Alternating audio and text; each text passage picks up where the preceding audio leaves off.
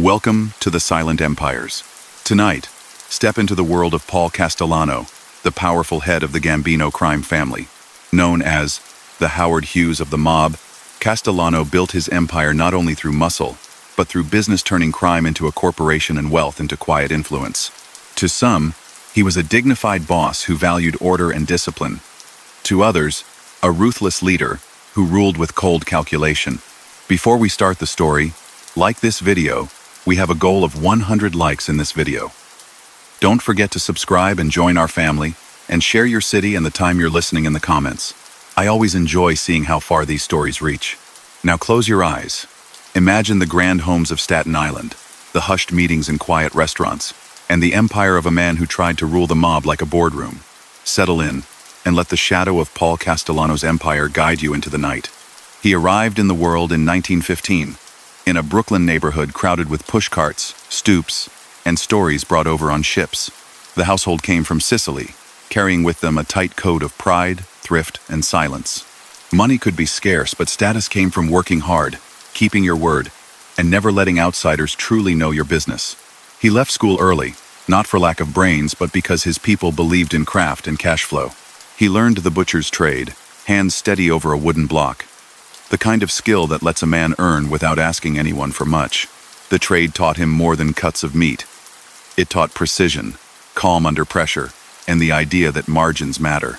You could see even then that his mind drifted toward balance sheets as much as brawn.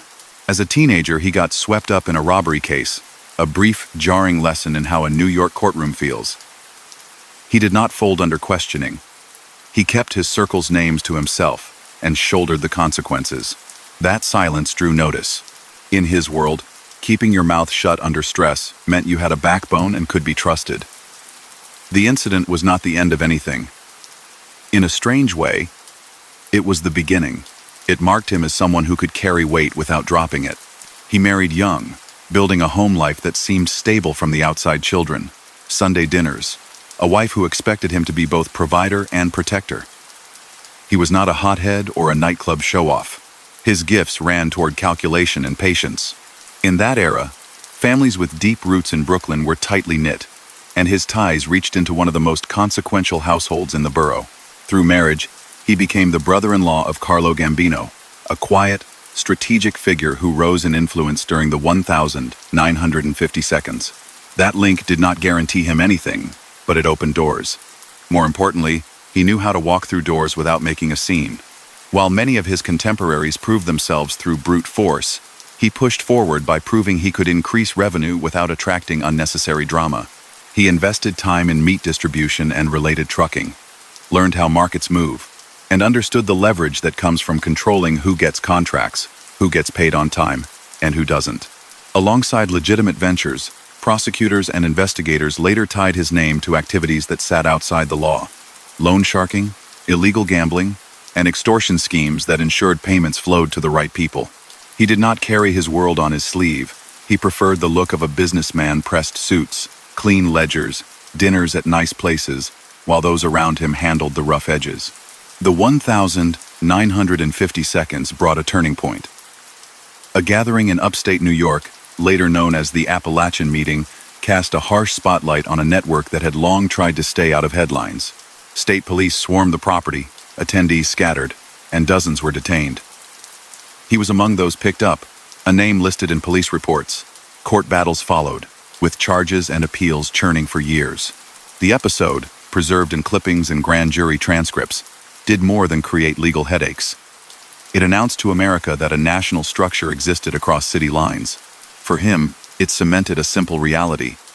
The old way of whispering in corner booths would now share space with microphones, cameras, and federal statutes with long teeth. After 1957, Carlo Gambino's star rose further. And with it came more responsibility for the Brooklyn butcher's son who treated cash flow like a language. He ran crews that generated steady income from gambling rooms, loans at steep interest, and protection arrangements that kept businesses operating while paying tribute. Labor racketeering became a lucrative arena.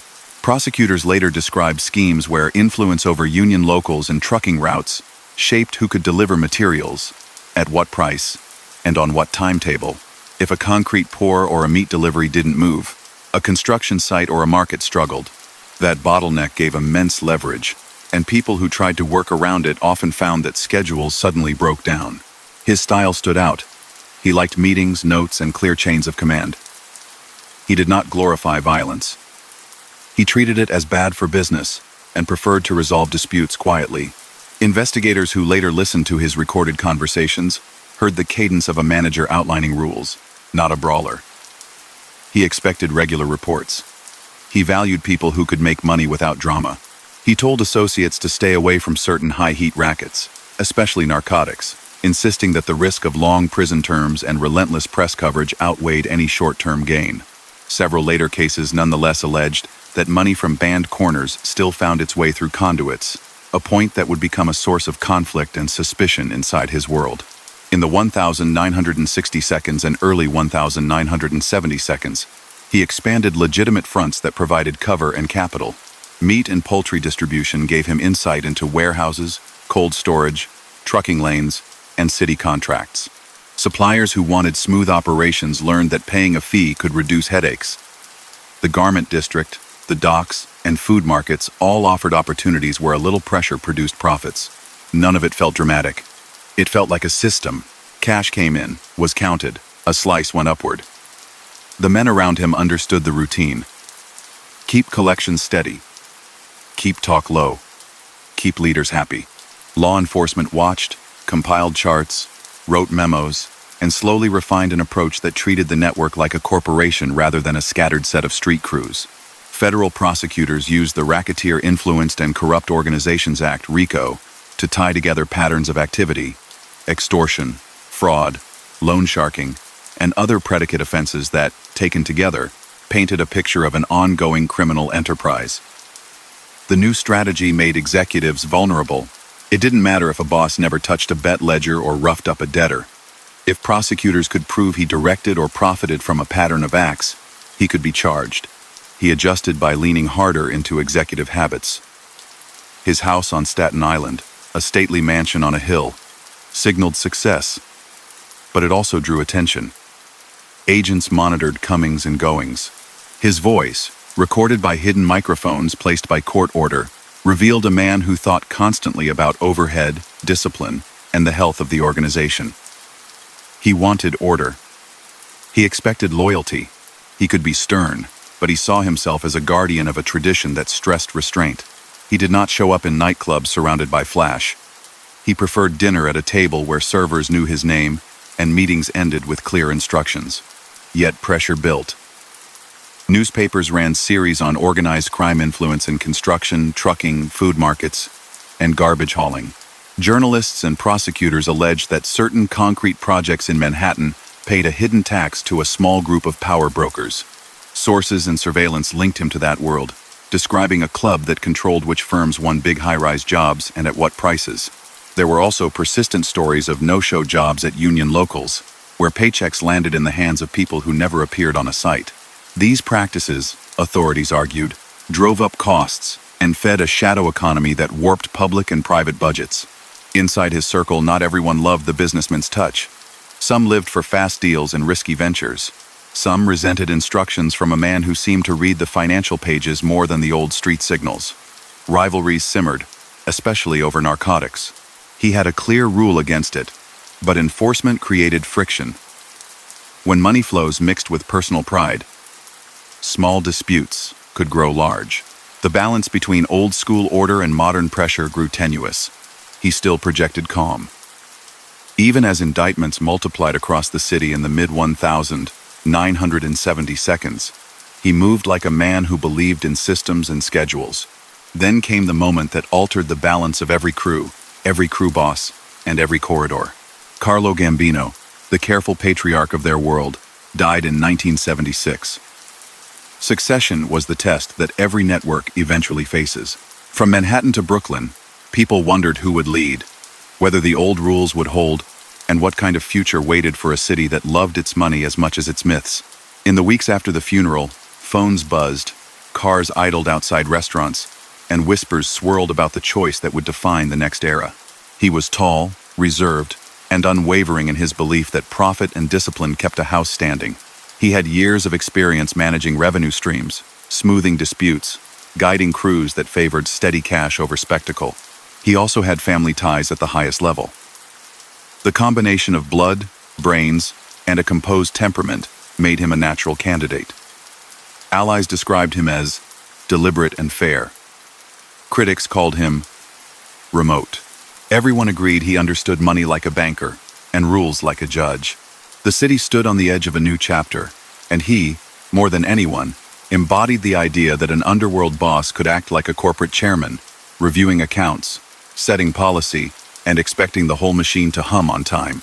What followed would test not only his model of leadership, but also the strength of the alliances that kept New York's hidden economy spinning. Authorities, empowered by tapes and insiders, were adapting. Rivals, restless under tight reins, were watching. Contractors and union officers, long accustomed to a phone call that settled matters, listened for changes in tone.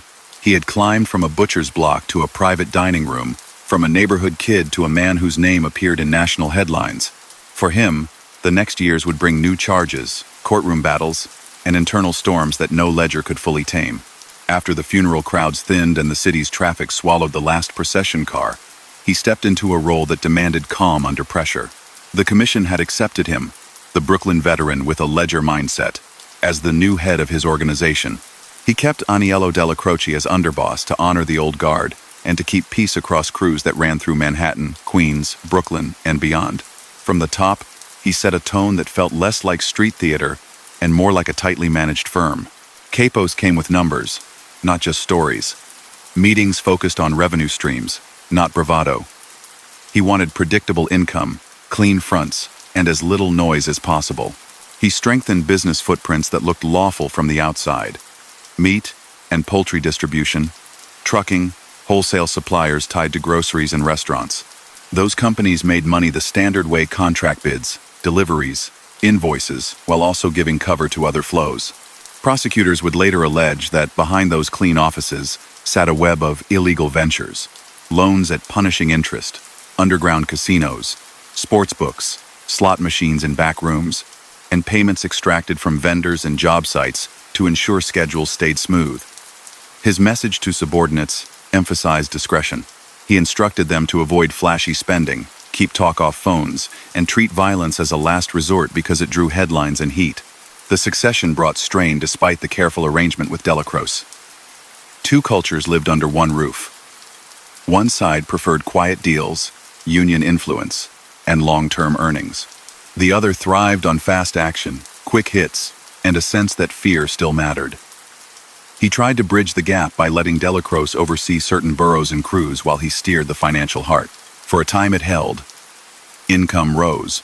Construction soared across New York in the late 1972 and early 1980s. And where cranes climbed, countless trades intersected: cement deliveries, rebar, trucks, labor shifts, inspections. The intersections were where leverage lived. Investigators and later court filings described how influence over key union locals gave enormous sway. If a ready-mix truck didn't roll when a developer needed a pour, a project stalled. If a crew didn't show, costs exploded. Through trusted intermediaries, he helped set up an arrangement later called the Concrete Club, a small circle of approved companies that won major Manhattan contracts at controlled prices. Developers paid more than open market rates, and that margin, authorities said, fed a hidden tax that traveled back to a handful of power brokers from multiple families.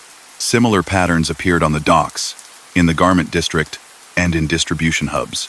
The formula repeated: pressure on choke points, control of union decisions, and quiet agreements that kept money flowing and disputes limited to closed rooms. He cultivated alliances beyond Italian-American crews, including a pact with the Westies on the west side of Manhattan. That partnership gave his organization reach into neighborhoods where Irish gangs had run for decades. The Westies got backing and access. In return, they supported his agenda on the waterfront and in Hell's Kitchen. The arrangement reduced turf fights and turned former friction into revenue.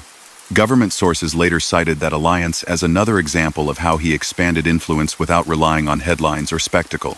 Not every part of his house ran as he wished. In Brooklyn, a crew led by Roy DeMeo made enormous sums through auto theft rings, loan schemes, credit card fraud, and other illegal activity that spread into Long Island and New Jersey. Their methods brought scrutiny. Newspapers tied them to serious violence. Federal and local investigators built cases around chop shops and stolen car pipelines. For a leader who preached low visibility, the noise spilling from that operation was alarming. Over months of deliberation and internal messages sent through intermediaries, he moved to distance the broader organization from that trouble. In early 1983, DeMeo was found dead in a car, a killing that law enforcement and later history said had been approved at the highest level to cut off risk.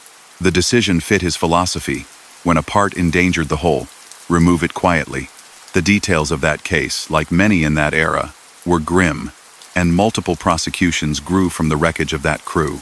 His Staten Island home became a symbol of the new style: gated, spacious, with security features, a place where he felt he could think like an executive. Agents nicknamed it the White House for its look and his stature. He hosted meetings there and at discreet restaurants, often at odd hours to avoid attention. He liked to talk in person, with no phones in between. Still, as surveillance techniques advanced, the walls that once felt safe did not always keep out listening devices. Under court orders, investigators planted hidden microphones that captured him discussing rules, discipline, and expectations in language that sounded more like a chairman than a street boss. He reminded associates to report earnings, avoid forbidden rackets, and settle disputes within the chain of command. Those tapes would become central to Rico cases that called him the leader of an ongoing criminal enterprise. The policy he favored most strongly was a ban on narcotics. He had watched case after case end careers and lives because drug money invited long sentences and unrelenting press. He drew a line, telling captains to stay away from heroin and cocaine. In practice, enforcement was hard. Some men saw the fast profits and ignored the directive. One of the fiercest tensions in his reign grew from this rule. In Queens, a crew tied to John Gotti, who had earned his stripes under Delacroix, drew the attention of the Drug Enforcement Administration. Wiretaps in that case recorded Gotti's close associate Angelo Ruggiero discussing heroin deals. When federal papers documented those calls, he demanded to see the transcripts, insisting that no one in his house would defy a rule that strict. Ruggiero resisted, claiming legal constraints prevented sharing the materials. The standoff bred resentment. It sharpened an existing split: the boss who prized order and the rising crew that felt policed by a distant hand.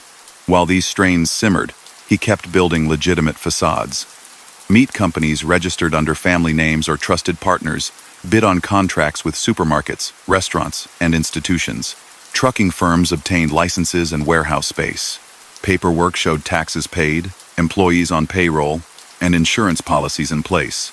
At the same time, prosecutors alleged in indictments that no-show jobs siphoned funds from union benefit plans, that false invoices washed cash, and that protection payments disguised as consulting fees padded accounts. He himself was charged in multiple cases across the early 1982 Rico conspiracies centered on construction and union control. Income tax issues, tied to underreported cash, and obstruction counts arising from efforts to shield operations. He fought each in court, posting bail, hiring experienced counsel, and challenging the government's theory that he headed a vast enterprise rather than a cluster of independent men. The larger legal picture changed in 1985 when the U.S. Attorney's Office in Manhattan rolled out the commission case, a sweeping Rico indictment targeting top figures from several families. The government argued that a board of directors governed New York's underworld and that decisions about labor, construction, and disputes were made collectively. He was named as the head of his organization, accused of helping steer the concrete scheme and other rackets that crossed family lines. The case drew national attention not for lurid violence, but for showing the system as a business network where bosses met, set policy, and reaped profits through structured enforcement. He pled not guilty, prepared for a long trial, and maintained in private that the government's portrait exaggerated his role and ignored legitimate earnings. Public calm did not mean private peace. Inside his organization, respect for Delacroix kept a lid on open rebellion. Many captains on the blue-collar side revered Aniello's street wisdom and his willingness to protect earners under his wing. He buffered them from the boss's stricter edicts, assuring them that tradition still mattered. Yet illness weakened him. He fought cancer through the early 1982, and hospital visits became a routine for loyal men who believed he alone balanced the house. As his condition worsened, the future grew murky. If the underboss died, who would act as the bridge? Would the boss absorb all factions, or name a successor who satisfied those who lived for action? Those questions hung in the air at clubhouses and back tables across the city. Amid all that, his private life fed rumors that hurt his careful image. He had been married for decades, fathered children, and projected the picture of an old-world family man. Yet he began a relationship with his live-in housekeeper, a much younger woman who became a constant presence at the Staten Island house. Associates whispered that he wanted her treated as a partner, even in settings where wives and daughters had once set the tone. The shift bothered conservative traditionalists and alienated some relatives. More importantly for his power, it made subordinates wonder whether the disciplined figure at the helm still lived by the internal code he preached. Small cracks in a leader's aura can widen quickly in a system that runs on reputation. He kept moving through his routines. Mornings sometimes meant calls with attorneys. Afternoons could bring sit-downs about union votes or deliveries. Evenings saw dinners with trusted captains, forks resting on plates while numbers were read and disputes settled. He still pressed on the same points. Avoid risk. Report accurately. Respect boundaries. He warned that the tapes investigators had already gathered were dangerous, and that everyone needed to assume microphones and cameras lived in walls, telephones, and dashboards. His emphasis revealed an uncomfortable truth. The quiet model he loved was colliding with modern surveillance and aggressive prosecutors who understood how to connect scattered acts into a single conspiracy. Parallel investigations layered pressure. State authorities probed garbage carting routes and recycling yards, where exclusive territories looked like monopolies, enforced through intimidation. Port officials worked with federal agents on inquiries into cargo theft and bribe payments tied to dock assignments. The Department of Labor reviewed pension funds and benefit plans, looking for unexplained losses linked to no-show jobs or padded overtime. Grand juries convened. Subpoenas landed in inboxes of contractors, union officers, and accountants who had once believed they were too small to be noticed. Those miniature dramas, each about a single invoice or a single paycheck, added up to a picture the government presented in court as organized crime's quiet hand on the economy. Through it all, certain moments stuck with the men in his orbit. One story repeated by law enforcement sources involved him instructing a young earner to take a paid vacation when trouble spiked, telling him that patience could save more money than bravado. Another involved him shutting down a lucrative card game because the laughs grew too loud and neighbors started asking questions. These small acts revealed his priorities: control, stability, a long view that valued the next decade over the next day. Yet the same restraint that had propelled him upward also left room for ambitious subordinates to imagine a different future, one with looser rules, faster profits, and a boss who looked and sounded like them. By the mid-1980 seconds, the picture was set. He faced a headline federal case that aimed to put him away for years. The tapes from his home and from restaurants backed the government's claim that he wasn't just a symbolic figure but an active policymaker. Internal friction deepened as Delacroix's health waned, and a Queen's crew bristled under demands to hand over drug-related wiretap transcripts. Builders whispered about changing rules for concrete pours as new investigators arrived on sites. Union reformers, encouraged by federal oversight, began to challenge long-standing practices. The machine he had maintained for nearly a decade still worked, but it no longer sounded as smooth. Then the news that many feared arrived. Delacroix died in December 1985. For men who had looked to him as the keeper of the family's soul, the loss was personal and political. It pulled the final pin from a fragile structure that had depended on respect for an underboss to keep tempers checked. In the days after the funeral, the city's winter lights reflected off black coats as quiet meetings multiplied. People asked who would rise, which laws inside the house would stand, and whether the man who preferred boardroom calm could still govern a rank and file that felt cornered by cases, watched by agents, and hungry for a different direction. Grief didn't cool tempers. The passing of the underboss left a hole that everyone felt, and the way the man at the top handled it deepened the divide. He didn't appear at the wake or the funeral. Some said bail restrictions kept him away, that a court order barred him from being near certain faces. Others didn't care about the legal fine print. To soldiers who measured respect by presence, the empty space where their leader should have stood felt like a snub. In clubs and cars, whispers hardened into complaints. The boss had turned into a distant executive who no longer understood the rank and file that paid the freight. Within days, he made another move that set the tone. He elevated Thomas Bilotti, his longtime driver and enforcer, to underboss. Bilotti was loyal, sharp in a confrontation, always close to his chair. But years in the field had not earned him the kind of citywide stature that calms restless captains. Men on the blue-collar side saw the pick as a message. Efficiency and personal trust now mattered more than tradition. To them, the choice shut the door on a smoother transition for those who had looked up to Aniello Della Croce. Where the old underboss had balanced worlds, the careful earner and the street traditionalist Bilotti represented a single camp, the chairman's camp.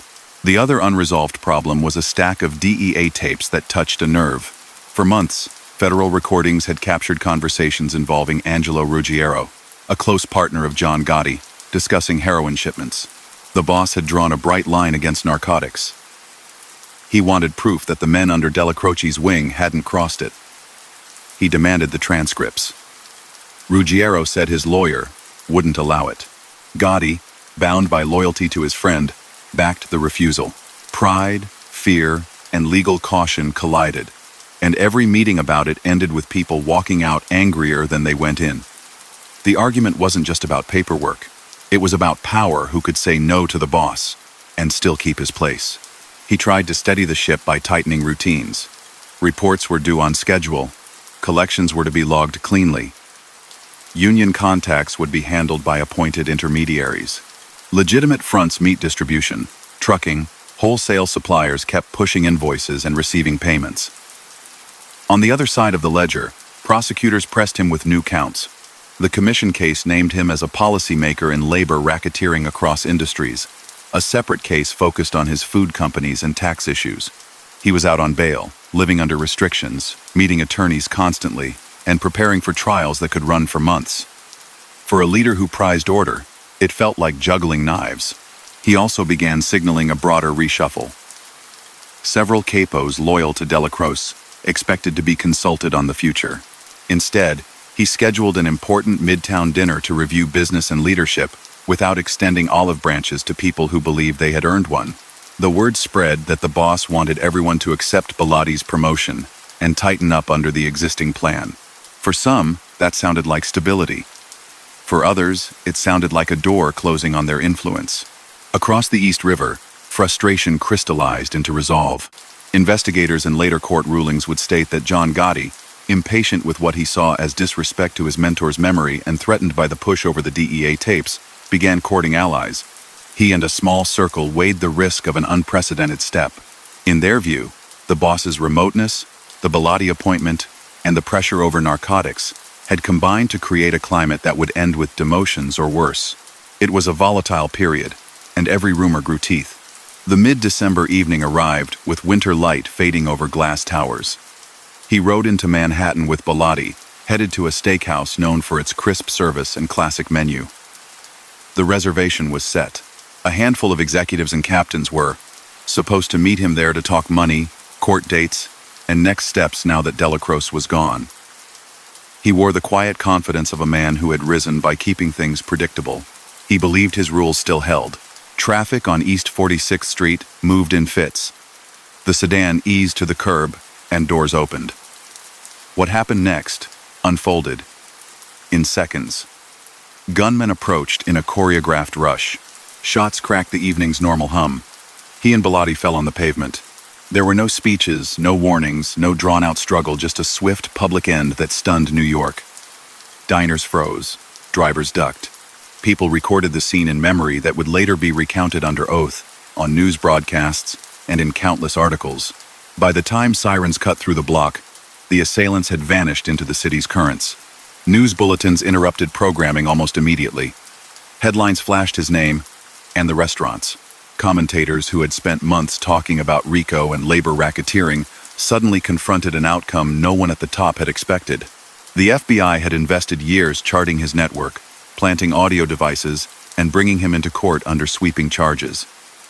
Prosecutors had set calendars for trials that would test the reach of the law. All of that planning collided with one brutal fact. The central defendant in multiple cases was gone. The murder ignited a scramble. Agents rushed to secure tapes, files, and ongoing operations tied to his cases. Detectives canvassed blocks, interviewed startled witnesses, and pulled traffic logs. New Yorkers stood at payphones, calling friends to repeat the same stunned sentence. Politicians condemned the brazenness. Editorials argued that the strike wasn't just an attack on a person. It was a message to anyone who believed the government could keep top figures in check. The city had seen underworld killings before, but not like this rush-hour violence outside a busy restaurant in the heart of midtown. Inside his organization, the shock came with a simultaneous power shift. Within days, John Gotti emerged as the new leader, meeting supporters at the Ravenite Social Club and projecting the force and charisma that many on the street craved. Federal authorities would later prove in court that he had ordered the assassination. In that moment, the contrast in styles became stark.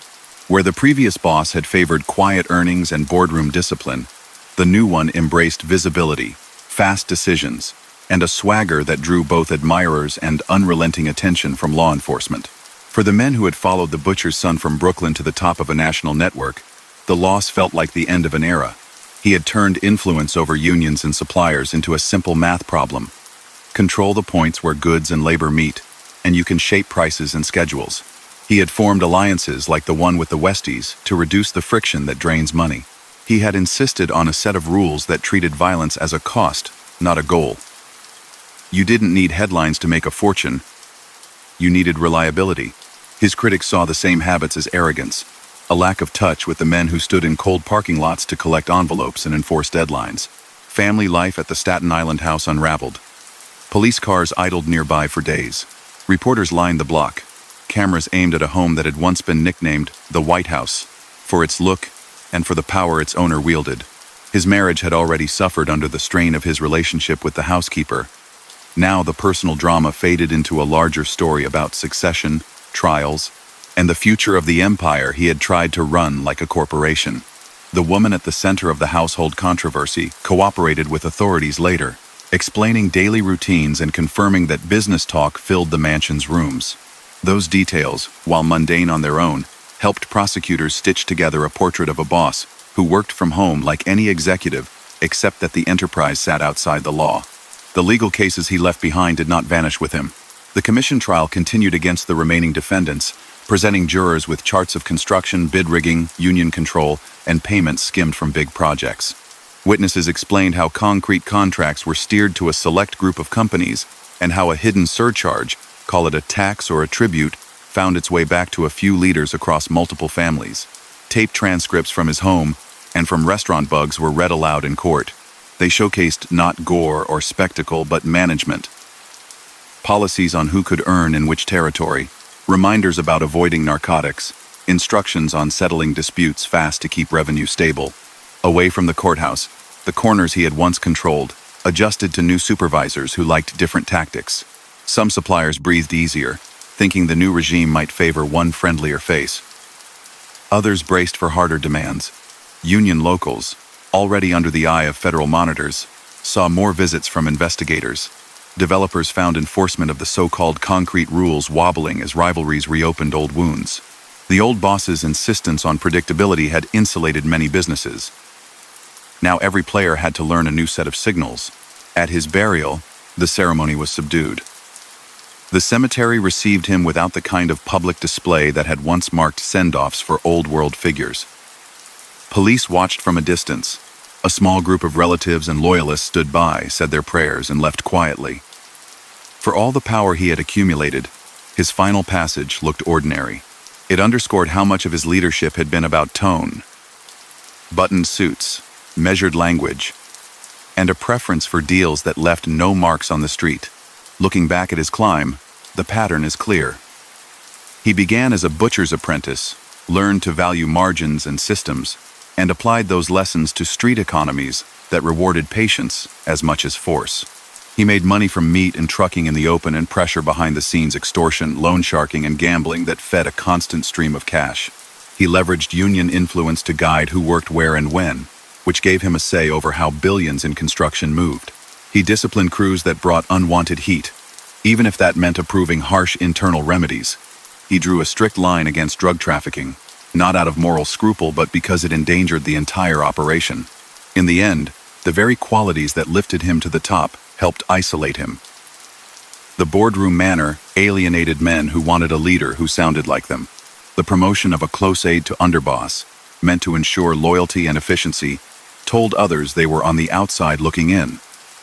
The insistence on proof in the narcotics dispute, justified by his own policy, pushed a proud and ambitious rival toward a decisive break. The trials he prepared to fight promised to redefine organized crime in courtrooms. The ambush in Midtown redefined it on the street first. New York absorbed the shock and kept moving, as it always does. The steakhouse reopened. Traffic returned to its rhythm. But for anyone who understood how deeply his reach had extended into the city's day-to-day commerce, who poured concrete, who unloaded cargo, who delivered food to markets, his absence marked a turning of the page. A man who believed he could run an underworld syndicate like a corporation had learned that not every part of that world accepts corporate rules. The city's shadows moved on to a new script, while the cases he left behind reshaped how prosecutors would pursue power for years to come. In the weeks that followed, investigators, reporters, and former associates pieced together the fullest public record of his life's work that anyone had ever seen. Court filings, surveillance logs, and interviews with insiders painted a portrait that matched what old-timers had sensed for years.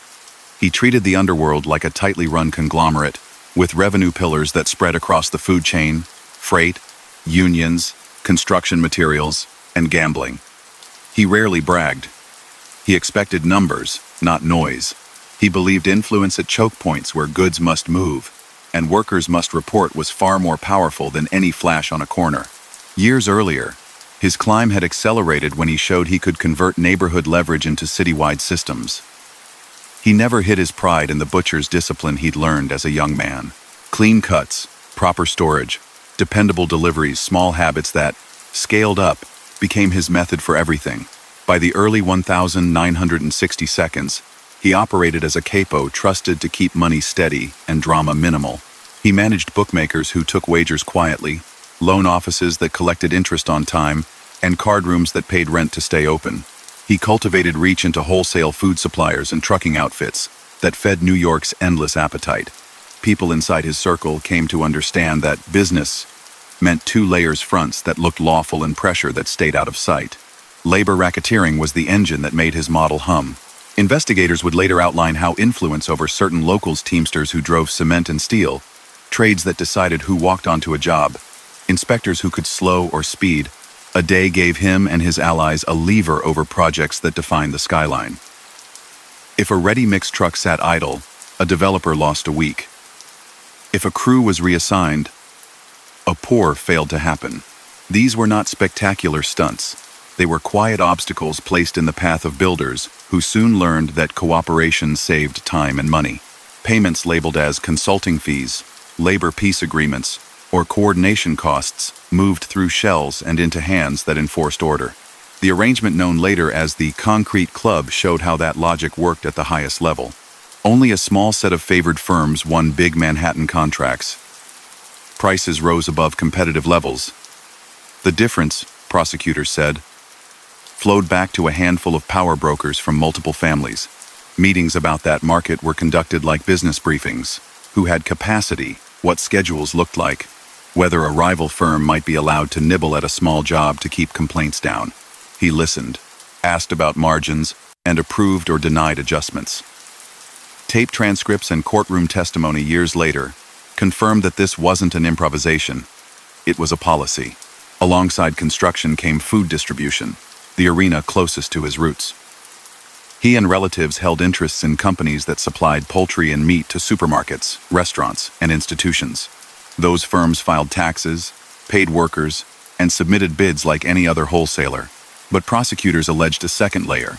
Suppliers and buyers who wanted deliveries on time paid for protection from sudden truck shortages or surprise labor snags. City heat broke down freezers. Storms spoiled inventory.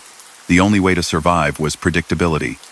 He sold predictability, wrapped in legitimate paperwork. Garbage carting, carters who collected commercial trash, offered another predictable stream. with routes treated as territorial property by competing crews. In that world, a restaurant could not just switch haulers without trouble. Territories were bought, sold, and defended through phone calls that made problems evaporate or appear. His house did not own that entire market, but it had a seat at the table where disputes were settled and profits apportioned. The same was true in the garment district, where deliveries to fabric houses and fashion showrooms moved under generalized security arrangements. The West Side partnership with the Westies helped keep that side of Manhattan quieter and more profitable.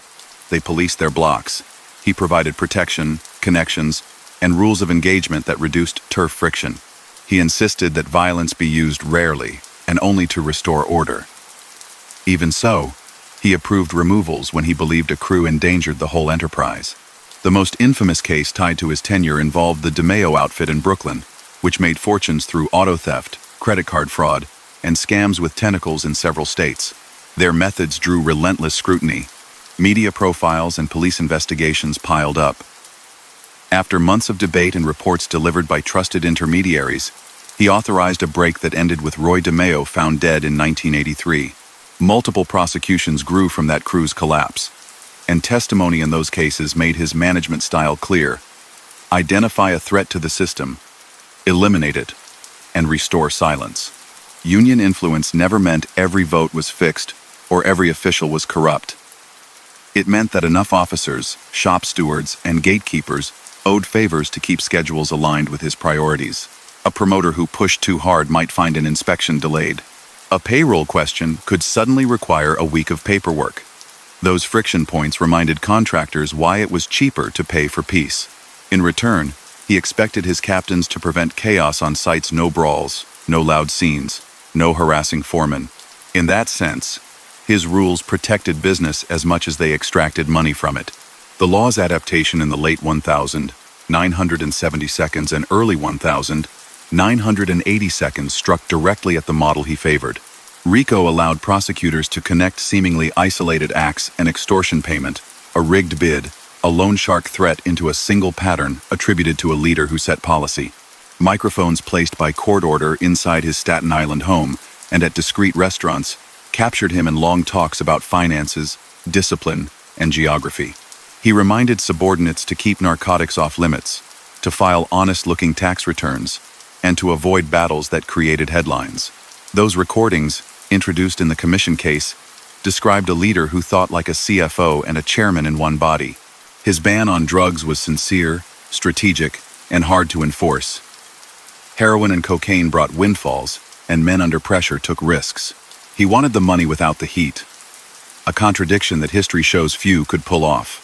The DEA tapes that captured Angelo Ruggiero discussing heroin moved the dispute from principle to personal. He demanded the wiretap transcripts to see whether his bright line had been crossed. Ruggiero's refusal, backed by John Gotti, was both a legal tactic and a dare.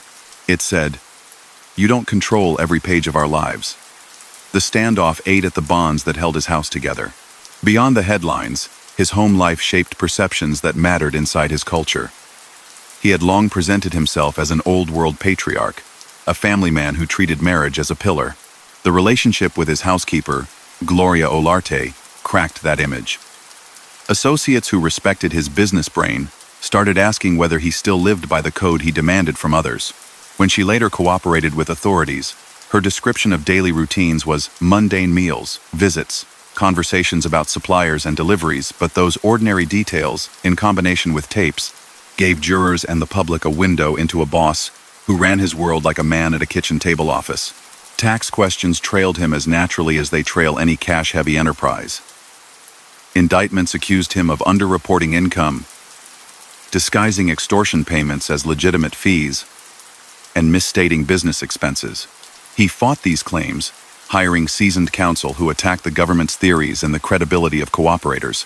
He insisted that he drew clear boundaries between lawful operations and the illegal ventures attributed to him. The tapes, the ledger notes, seized in raids, and testimony from union officials and bookkeepers told a different story. Two sets of rules operating under one roof. Old cases from his early years also resurfaced as part of biographies and documentaries. The teenage robbery that first put his name in court records resurfaced not because of its scale, but because of what it signaled. He refused to identify accomplices, took his punishment, and emerged with a reputation for silence. In his world, that act of restraint created a foundation for future trust. Through the 1,950 seconds, as his brother-in-law Carlo Gambino solidified control, he became the man you sent when a negotiation needed calm, when a supplier needed reassurance, or when a crew's greed threatened to tip a boat. He wasn't the loudest voice. He was the one who walked out of a room with a plan. Appalachin, in 1957, forced him and everyone of his rank into a new era. The raid shattered the myth that no national structure existed. His name appeared in those lists, and more than a decade of legal motions followed. Appeals narrowed the penalties for attending that meeting, but the public damage was done. Newspapers now use the word organization, not rumor. He adjusted. Meetings moved to quieter houses. Messages were passed more carefully. Yet nothing could reverse the momentum that would eventually place microphones in walls and cameras on dashboards. He built long alliances. With Carlo Gambino's quiet support, he mentored younger earners who liked the idea of collections that felt like scheduled billing. They copied his style. Good suits, steady routines, dinners at places that took reservations. That professionalism did not mean mercy. Several removals during his reign ordered to curb reckless violence or punish theft from the house sent hard messages about consequences. Witnesses later described a leader who could be cold when he believed the balance sheet was at risk. A debt unpaid, a mouth too loose, a scheme that drew TV crews. Any of these could trigger action meant to restore calm. The city's economy mirrored his strategy. The construction boom of the late 1970 seconds and early 1980 seconds put cranes on the skyline and cash-in envelopes. Developers who needed to hit dates learned that paying a premium through preferred vendors reduced unpredictable losses. Some quietly justified it as a cost of doing business in a crowded city where every hour of delay drained budgets. Union officials who cooperated in this system told themselves they were protecting jobs and benefits, even as no-show positions and padded overtime skimmed funds. Reformers inside those same unions pushed back, and federal monitors began to appear. That tug-of-war defined his final years. A system that had worked for decades, meeting a government finally armed with laws, technology, and witnesses capable of explaining it step by step. The Westies alliance showed his knack for turning conflict into cash. Hell's Kitchen had been a fiefdom of Irish crews, who controlled local rackets, and sometimes clashed with Italian families. He made an offer that converted a feud into partnership, protection, introductions, and a share of larger markets in exchange for discipline and support when waterfront or West Side matters needed muscle. Former Westies later described sit-downs where expectations were set in plain terms. No freelance chaos. Revenue reported accurately. Disputes brought to the table, not the street. Through that pact, he extended influence into bars, clubs, and loading docks far from his Brooklyn base. When national attention focused on the commission case, many Americans learned his name for the first time. The government's theory that a board of directors of 5 families set policy across industries matched what investigators had long suspected. Charts filled courtroom walls, linking union locals to concrete firms, showing arrows from job sites to bagmen to higher-ups. Transcripts of his home conversations added the soundtrack. A boss telling subordinates to avoid drugs, to keep business quiet, to take care of widows and families of men who went to prison, to report who was earning and who needed guidance. He sounded like a serious executive trying to keep a far-flung company aligned. That executive died on a midtown sidewalk, and yet the cases and the system he helped build did not end. Trials went forward against other leaders. Guilty verdicts became headlines. Monitors entered unions that had never seen outside oversight. Developers, under oath, explained how bids were massaged and prices padded, often by people they had never met in person. The testimony confirmed what his method had predicted. The most effective power is often the least visible. He had been invisible until law and technology peeled back the walls of his house. For his family, his death brought grief and scrutiny. Reporters traced property records, business registrations, and tax liens. His sons and other relatives faced questions about their own ventures and about whether they had benefited from his position. Some insisted they ran legitimate firms and kept distance from the life. Others found themselves named in civil actions seeking to recover funds, deemed the proceeds of racketeering. The marriage that had suffered under his infidelity dissolved in public view, with personal pain folded into a larger civic story about organized crime's reach into ordinary commerce. Inside the organization he left behind, loyalty reshaped overnight. Men who had delivered numbers to Staten Island now reported to a new address downtown. Policies reversed. The hard ban on drugs softened in practice. Meetings became more visible, more performative. That change drew attention, and attention drew indictments. Within a few years, the very swagger that had toppled him was putting his successor in front of jurors. In a roundabout way, his emphasis on quiet looked, to some, like a kind of wisdom lost too soon. Looking back, what stands out is the consistency of his approach. He believed money follows rules. Write the rules, enforce them with minimal drama, and the money won't stop. He favored spreadsheets over cigar smoke, chain of command over improvisation, a calendar over chaos. The criminal charges that filled his final years — extortion, labor racketeering, illegal gambling, loan sharking, bid rigging, tax evasion — were not explosions of rage. They were the byproducts of a structure designed to extract a cut from almost every movement of goods and labor in a massive city. The legality of that structure never changed. He ran an enterprise that the law defines as criminal, but the style in which he ran it measured. Managerial left a unique imprint on New York's history. Even people who disapproved of every part of his world recognized the clarity of his method. In the recordings played in court, you don't hear swagger. You hear a man asking whether a supplier will meet a deadline, whether a union vote will hold, whether a husband needs a stipend while his earner is serving time. The words never justify the harm done to businesses forced to pay or to workers denied honest rules. They simply reveal how the machine worked from the top. That window is rare in stories like his, where myth often swallows reality. Here, the reality lives on in transcripts, verdicts, and reforms that changed how a city builds, ships, and sells. He rose from a butcher's block to a glass and wood dining room, where captains brought envelopes and contractors brought news about the next tower. He tried to make the underworld predictable, to run it as if markets and manners could tame force. He banned narcotics in an age when narcotics money tempted even the cautious. He trimmed crews that embarrassed the house and promoted loyalists who kept schedules tight. He made alliances that turned feuds into lines on a ledger. In the end, the very predictability he preached made him predictable to enemies who wanted a different future. They chose speed over patience, spotlight over silence, and sent the loudest possible answer to his rules. The city, as always, bore witness, absorbed the shock, and recorded every word that could be carried from his kitchen to a courtroom so that, long after the car doors closed on East 46th Street, the shape of his life's work would be known. The city kept moving after the ambush, but the story of his rise and reach only grew clearer.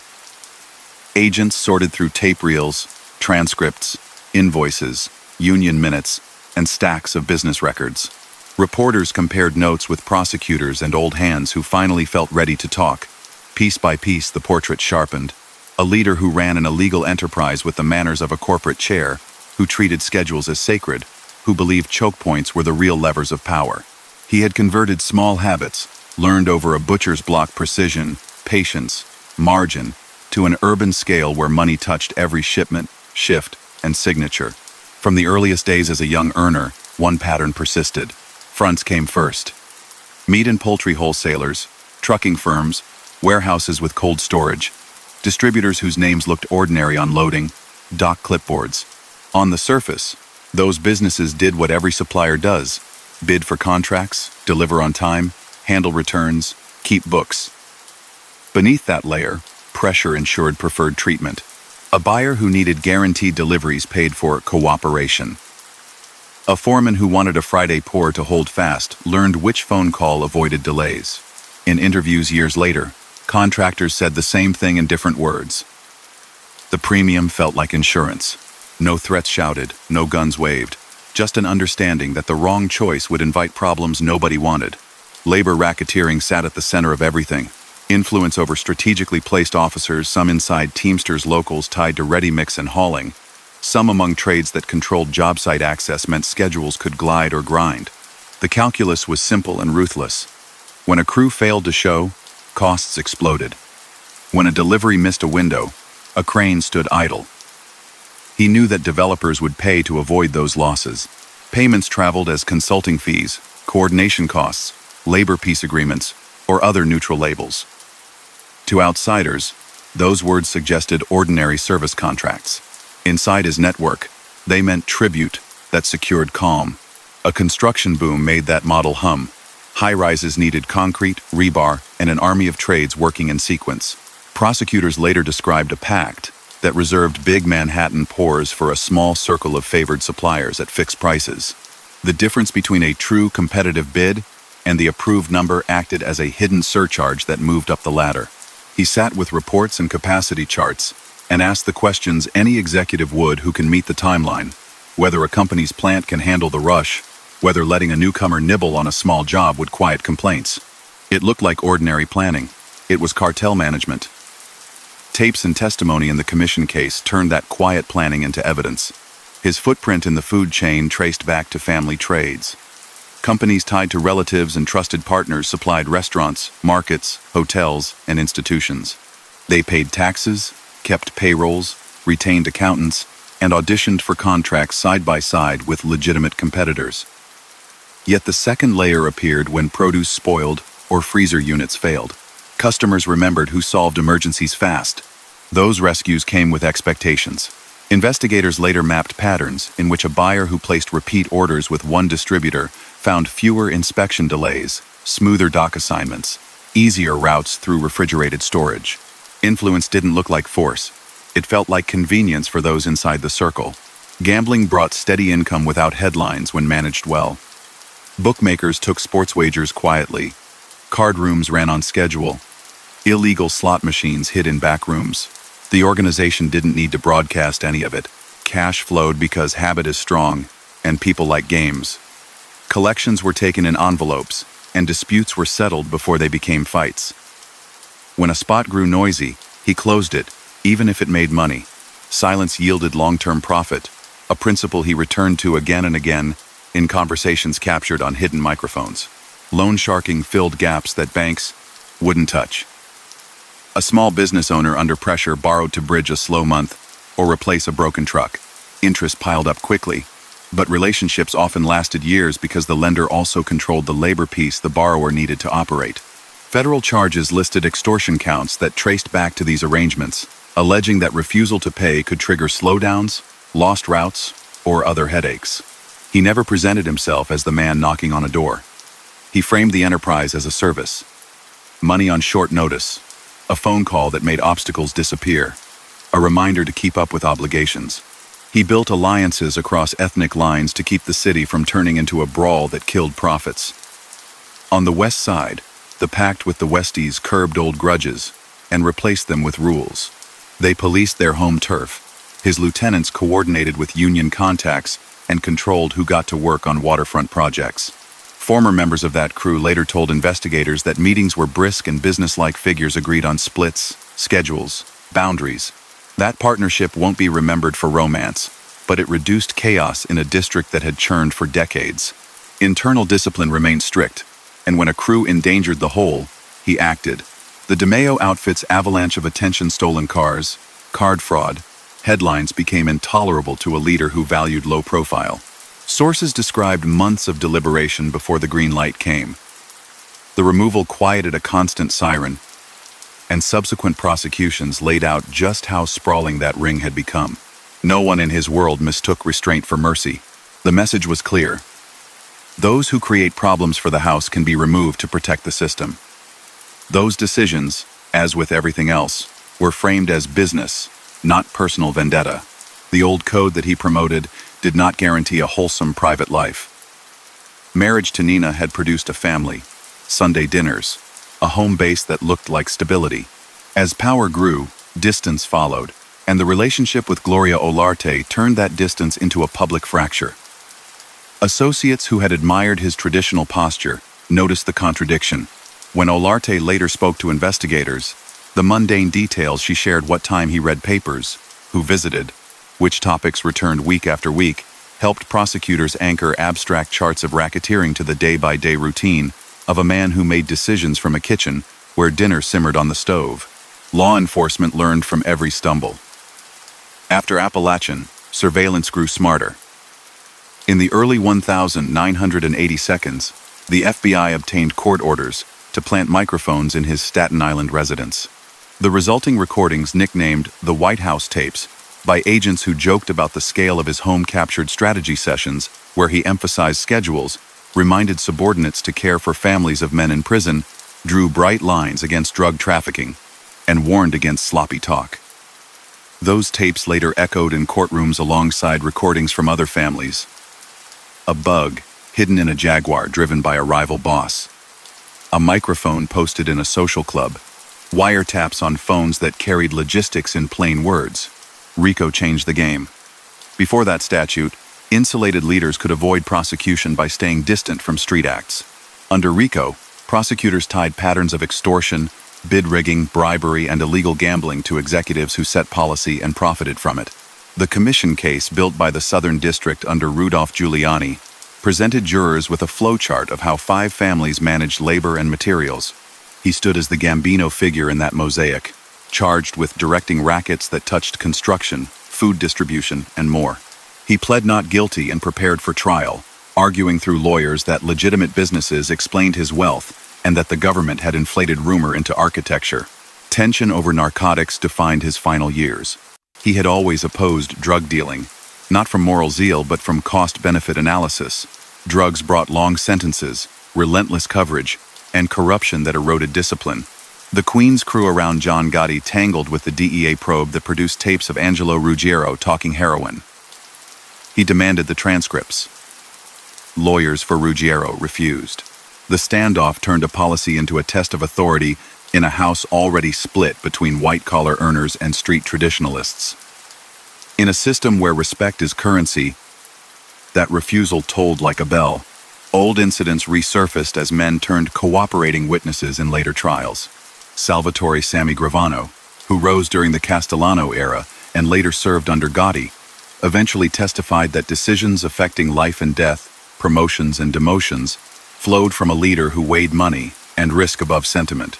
He described how internal disputes over drug bans, noisy earners, and family loyalty played out in meetings where Castellano's word carried final weight. Whatever one thinks of cooperators, their accounts matched a pattern already recorded on tape. A man who believed discipline was the only way to keep a rambling enterprise from collapsing under its own greed. The reach into garbage carting in the garment district showed the breadth of his appetite for predictable cash. Commercial trash routes, treated as property by rival carters, were bought and sold under the table. Switching haulers meant trouble until a call cleared the way. Clothing manufacturers and wholesalers paid for security that ensured deliveries arrived on time, and merchandise didn't vanish. Prosecutors later dismantled regional carting cartels and garment center shakedowns in separate cases. But the structures they found bore the hallmarks of his approach. Territory mapped like districts, payments regularized, violence discouraged unless someone broke the peace. Tax cases followed the money. Auditors compared reported income against the lifestyle of a man with a mansion, multiple cars, fine dining habits, and the ability to post high bail. Indictments accused him of skimming from illegal operations, hiding that income in businesses with doctored books, and claiming deductions that papered over tribute extracted from vendors. Defense attorneys countered by showing contracts, payrolls, and tax returns for real companies that moved tons of product and employed hundreds. Jurors in his cases would have been asked to decide whether a legitimate surface could absolve an illegal core. His death prevented that verdict for him, though not for others tried alongside or after him. Media attention usually turns to guns and car chases, but his story lives in quieter places. A union hall where a vote goes the right way, a loading dock where a truck glides into position without a wait, an office where a buyer signs a contract, knowing the price includes a hush fee called something else. Those small decisions, repeated across a decade, generated fortunes. They also burdened honest workers and businesses with costs they couldn't avoid. Dues money meant for benefits sometimes bled into no-show jobs. Contractors who tried to resist watched deadlines slip until they gave in. The damage rarely made headlines, yet it shaped paychecks and prices across the city. The aftermath of his killing rippled outward. Federal monitors moved more assertively into unions long suspected of corruption. Trusteeship orders, consent decrees, and court-appointed oversight changed how locals handled elections and contracts. Concrete suppliers faced scrutiny that broke the old club. Developers testified under oath about conversations they had avoided for years. Carting firms saw their territorial maps redrawn by indictments. The system he had helped standardize did not evaporate, but it lost its sheen of inevitability. Family carried on under difficult light. Children and siblings navigated a world where every business tie drew suspicion. Some insisted that their operations were clean and could stand on their own balance sheets. Others found themselves pulled into civil suits, seeking to claw back money deemed proceeds of racketeering. The grief of a household confronted by cameras and subpoenas rarely makes the record, yet it is part of the story. A patriarch's choices turning private lives into public puzzles for courts and journalists. He left behind not just cases but a template. Successors across the underworld copied parts of it: formal meetings, a budget mindset, priority on unions, careful fronts while discarding his restraint. That change made short-term sense in the eyes of men who craved fast action and fame. It also made them easier to catch. In the years after, images of swagger replaced the hush that had defined his brand. As wiretaps multiplied and informants stepped forward, the cost of visibility became clear. The long view on his record is blunt. Activities attributed to his leadership: labor racketeering, extortion, bid rigging, illegal gambling, loan sharking, tax evasion, obstruction fit squarely within the law's definition of organized crime. Victims were not only rivals in the life but also carpenters, drivers, small merchants, and taxpayers who paid more because a hidden toll collector stood at the center of their city. He managed those crimes like a business, not a spree. That managerial turn, more than any single episode, explains both his rise and the ferocity of the legal response that finally targeted the top floor as well as the street. Even in failure, the discipline shows. The instructions on tapes care for families of imprisoned members, avoid narcotics, keep conversations offline, think in decades reflect a man trying to civilize an enterprise that resists civilization. That effort couldn't change what the enterprise was. It could only make it profitable, and for a time, quiet. The men who replaced him found a different voice and a different pace. Their era would end in a cascade of verdicts that, ironically, confirmed many of his warnings about heat and spectacle. Walk past the old midtown steakhouse on a winter evening, and the block looks like any other stretch of glass and brick. The story hidden in that ordinary view is that organized power often prefers the ordinary. A schedule that holds, a phone call returned, a delivery that arrives on time — those are the marks of control he prized. When courts finally pierced the surface, the revelation surprised people who expected only lurid tales.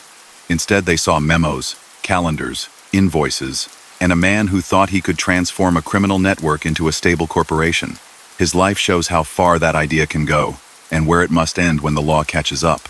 By the time winter turned to spring after his death, what had once felt like rumor had been laid out with a clarity that surprised even people who thought they knew his world.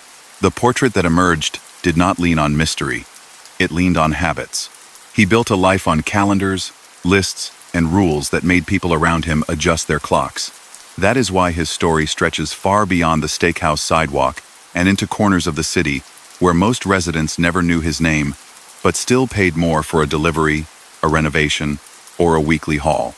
Long before the headlines, he was a young man who understood silence as a kind of currency. The 1,934 arrest for a daylight robbery taught him the lesson that marked the rest of his path: say nothing, accept the hit, earn trust. He served time, came home, and found steady work in the trade his father knew: cutting meat, loading trucks, managing orders that looked small on paper but kept families fed. Brooklyn in those years was a map of accents and handshakes, and he learned who could be relied on, who took orders, and who needed a reminder.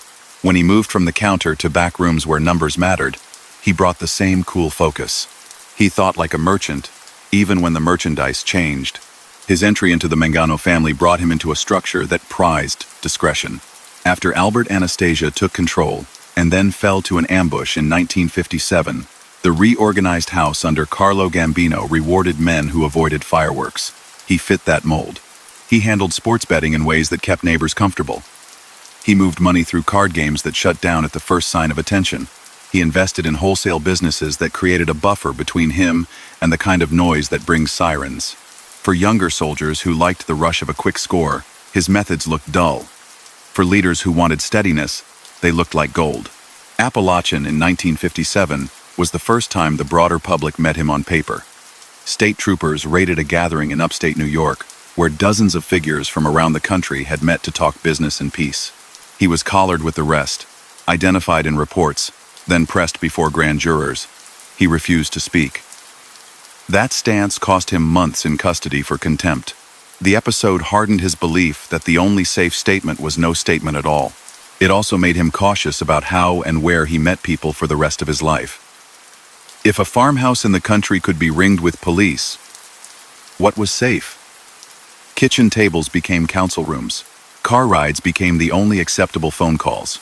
As the city's economy moved into a building boom, he took what he knew about distribution and applied it to materials. Cement, steel, glass, and labor had to flow in precise sequences. Delays multiplied costs. Influence over a few pivotal union officers gave him and trusted allies the ability to ease a bottleneck or create one. He turned that influence into a regularized income stream that he viewed as a service labor, peace, predictable schedules, quieter job sites. Prosecutors later called it extortion and bid rigging. Contractors often described it as the premium they paid to avoid ruinous overruns. Both can be true in a city where time is money, and a clogged path can destroy a budget in a day. His attention to the food chain came from a place deeper than profit. He felt at ease in cold rooms stacked with boxes, in offices where buyers checked invoices, in docks where men in coats scanned manifests. Dial a truck, wholesale poultry, a wholesaler that delivered to institutional kitchens names in corporate filings, later became exhibits in court. Those companies provided genuine service. They also created pathways where favors and pressure could be traded behind a veneer of normal commerce. A restaurant that needed a clean inspection might find one became easier to schedule. A supermarket that switched suppliers without warning might discover a truck stuck behind an unexpected lane closure. Patterns like that do not prove a case on their own. To prosecutors, they joined a larger chorus in which the same name solved problems across unrelated arenas. He was not alone in seeing those opportunities. Other families wanted a piece of construction, docks, and distribution. The commission existed to avoid wars that kill profits. In that forum, he sided with patience and spreadsheets. When Carmine Galante's hunger for narcotics profits threatened to upend arrangements, his camp supported the move to remove a destabilizing figure. The 1,979 killing of Galante, attributed by multiple histories to a commission-sanctioned decision, signaled that bosses valued order above any one man's ambition. He preferred that kind of collective correction to improvised duels that left bodies and headlines. The Sicilian influx added complexity he could not ignore. Men known in the city as the Cherry Hill Gambinos, John, Joseph, and Rosario, had roots in Sicily and ran import-export businesses in New Jersey that gave them legitimate cover and global reach. They were connected by marriage and friendship to powerful Sicilian clans. Their alleged role in heroin pipelines, later exposed in the Pizza Connection case, clashed with his zero narcotics policy. FBI tapes recorded him scolding subordinates about the risk. Court filings accused those men of moving product through pizza parlors and candy shops. When the indictments landed in 1984, he saw vindication of his warnings. Yet he also watched his own house pulled into storms, started by relatives he needed, but did not fully control. On the home front, his insulation grew sturdier as his stature rose. The Todd Hill mansion gave him distance from street-level fuss and a meeting place that felt safe. He liked the order of that place, meals served at a set time, guests seated by rank, papers folded into neat stacks. The very domesticity that soothed him gave agents their opening. Under court orders, a team slipped into the home and placed microphones that would capture his tone and timing as much as his words. Listening agents heard reminders to care for families of jailed men. They heard him ask about concrete pours and union votes. They heard him nitpick expenses and scold reckless chatter. The content could be dry. That was the point. The banality made their case. The most revealing feature of his leadership was his approach to sit-downs. Disputes over territory, debt, or protocol are inevitable in any syndicate. He treated them like arbitration hearings. Each side presented its view. Witnesses appeared. He asked narrow questions. He might pause to eat as if nothing urgent was at stake. Then he delivered a decision and expected immediate compliance. Those moments taught younger captains how he saw the world. Problems are cost centers. Resolve them quickly. Avoid precedent that invites copycats. Always reinforce the chain of command. He rewarded men who kept tempers in check and punished those who turned negotiations into theater. People often want a villain to carry every sin. His world was more complicated. He believed he protected working men by ensuring that jobs stayed busy and wages landed on time. He pointed to benefit plans funded by union dues and claimed that his stabilizing hand prevented wildcat strikes that could cripple families. Prosecutors countered that no-show jobs drained those very funds, that padded payrolls redirected money from pensioners to parasites, and that prices climbed across the city because of tribute masked as service contracts. The ledger tells that story more honestly than any speech. Dollars flowed upward from hundreds of workplaces into a few pockets. The people who had the least choice paid a hidden tax. His reach into commercial waste hauling shows how a system can feel inevitable until it breaks. Restaurants, stores, and offices signed with carters who managed local routes. Those routes were treated like private property. Switching haulers without the right call brought trouble in the form of missed pickups or broken containers. For decades, that pattern persisted with only occasional flare-ups. When state and city investigations finally dug in, they found a cartel with formal rules for newcomers, arbitration for disputes, and fixed prices designed to sideline true competition. That model rhymed with the construction story. Territorial maps, standardized payments, silence in place of spectacle. Even as a boss, he could be pragmatic about ambition. He promoted men who could read a spreadsheet and a room. Joseph Armone ran a clean ship and acted as a bridge between worlds. James Faya handled union relations with a mix of charm and steel. Nino Gaggi, sharp and feared, channeled energy into money until noise from the DeMeo crew made that approach untenable. The Cherry Hill faction brought international connections but carried risks he never fully tamed. His choice of Thomas Bilotti as underboss spoke not to citywide stature, but to immediate trust. That choice made sense to him and almost no one else. A misread that revealed the limits of a chairman's instincts when culture demands a statesman. One of the least appreciated parts of his tenure was his caution with politicians. He preferred distance. Others liked the glow of a fundraiser, the thrill of a photo. He liked regulators who stayed predictable and inspectors who showed up on time. But he distrusted the mess of public life. He believed too much exposure shortens careers. History justified that fear. In the years after his passing, politicians and developers who had mingled too boldly with loud successors found themselves under lights that never turned off. The legal calendar he faced in 1985 was a lesson in how time can close in on a man who thought he controlled it. The commission case stacked counts of racketeering based on labor schemes, concrete contracts, and meetings where policy was set. A separate case put his food companies under a microscope. Another count alleged obstruction, when he and allies tried to blunt investigations. He juggled bail conditions, strategy sessions, and a public profile he tried to keep low. Friends urged patience. Enemies heard opportunity. The Queen's faction, a rising force that took cues from Aniello Della Croce's street-first style, grew convinced he would use the cases and the DEA tapes as pretext to demote or exile them. What happened on East 46th Street settled that argument before a judge could. After the smoke cleared, the systems he helped standardize went on trial even if he could not. The commission defendants who stood in his place were convicted. Judges imposed long sentences. Consent decrees put watchdogs inside unions once treated as private kingdoms. In concrete, a generation of preferred vendors saw their club dismantled. In carting, route monopolies gave way to competitive bidding with oversight. Not every old habit vanished, but the sense that this was simply how New York worked began to crack.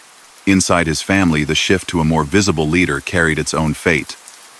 The new boss made the streets feel electric again. Lines formed outside social clubs. Reporters learned addresses they had never needed before.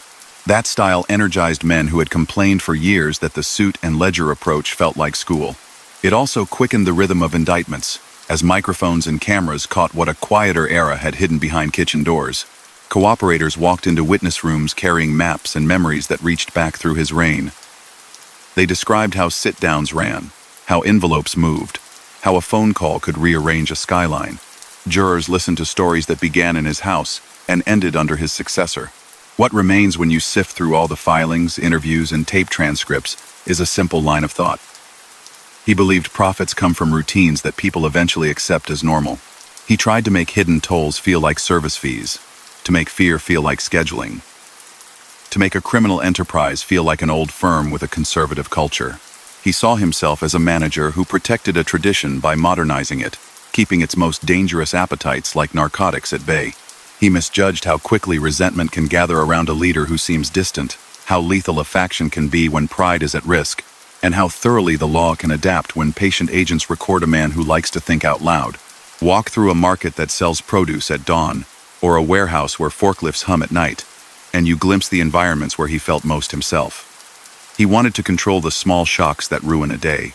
That instinct made him rich, and for a time, made the city feel predictable to people who paid his premium. It also left a paper trail and a chorus of witnesses who could explain, in plain terms, how money moved from cash register to Union Hall, to a mansion on a hill. His life sits in that tension between order and coercion, between a businessman's posture and a racketeer's power, between a kitchen table where dinner was served and a table where decisions reshaped a metropolis. By the late 1980 seconds, the portrait of his method had grown so detailed that even people far from New York could follow the lines. What made the picture compelling wasn't folklore, it was paperwork. Schedules, invoices, union rosters, building permits, cold storage manifests, price sheets, and the clipped phrases on wiretaps told the same story from different angles. He believed in turning every choke point into a toll booth and disguising the toll as service. He didn't roar. He negotiated. He preferred a calendar and a ledger to street theater. In a city crowded with strong personalities, that cool style made him stand out. The labor piece was the backbone.